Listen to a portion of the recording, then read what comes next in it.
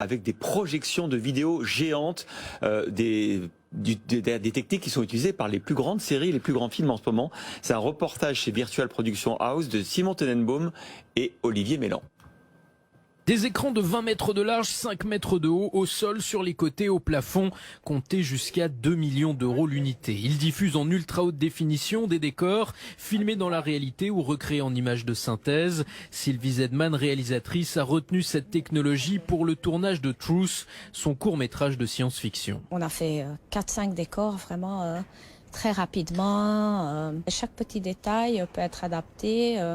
Lumière, intensité. Là, vous n'avez pas vu, mais je viens de changer de décor qu'on a derrière nous. J'ai viré un bâtiment.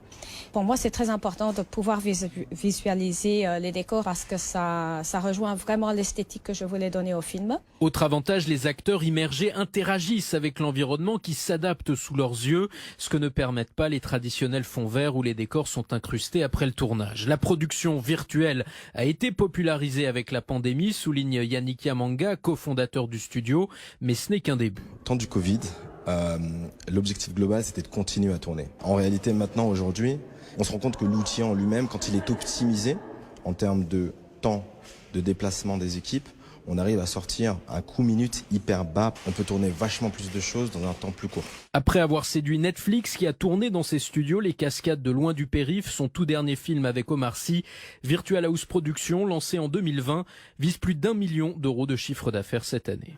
Il est 8h39, on va faire un petit point sur les marchés avant.